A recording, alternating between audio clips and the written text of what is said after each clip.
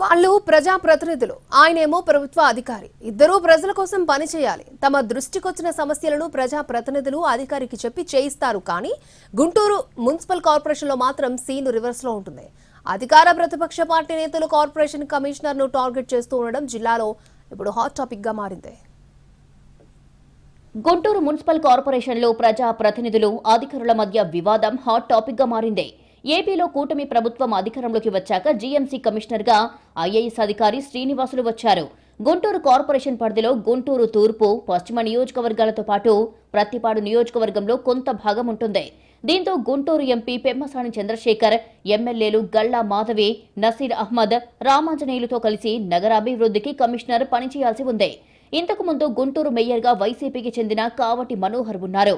కూటమి ప్రభుత్వం అధికారంలోకి వచ్చాక జరిగిన పరిణామాలతో ఆయన రాజీనామా చేయడం, టీడీపీకి చెందిన కార్పొరేటర్ కోవెలమూడి రవీంద్ర మేయర్గా ఎన్నికయ్యారు. జీఎంసీలో కీలకంగా ఉన్న కమిషనర్ శ్రీనివాసుల వ్యవహార శైలి కొంతమంది ప్రజా ప్రతినిధులకు ఇబ్బందిగా మారిందని కౌన్సిల్ సమావేశాల్లో జరిగిన పరిణామాలతో బయటపడింది. బుడమేరు వరద సాయం విషయంలో గుంటూరు కార్పొరేషన్ నిధులు 9 కోట్లు ఖర్చు చేశారు. ఇందులో భారీ స్థాయిలో అవినీతి జరిగిందని, కమిషనర్ నిధుల దుర్వినియోగానికి పాల్పడ్డారని వైసీపీ కార్పొరేటర్లు ఆరోపణలు చేశారు. ఇక అప్పటి నుంచి కమిషనర్ తీరుపై విమర్శలు చేస్తూనే ఉన్నారు. కౌన్సిల్ సమావేశాల్లో అధికారుల తీరుపై కూటమి ఎమ్మెల్యేలు కూడా తరచూ విమర్శలు చేస్తున్నారు. ప్రజల సమస్యలను ప్రజా ప్రతినిధులు చెప్పినా అధికారులు పట్టించుకోవడం లేదని ఎమ్మెల్యే మాధవి మండిపడ్డారు.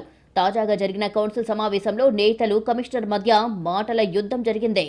అభివృద్ధి పనులకు సంబంధించి బిల్లులు మంజూరు చేయడంలో అధికారులు నిర్లక్ష్యంగా వ్యవహరిస్తున్నారని మాధవి, రామాంజనేయులు ఆరోపించారు. పనులు చేసిన కాంట్రాక్టర్లకు బిల్లులు ఎందుకు చెల్లించడం లేదంటూ నిలదీశారు.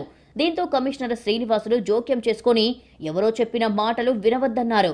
తనకు ఎవరూ చెప్పలేదని మాధవి సమాధానమిచ్చారు.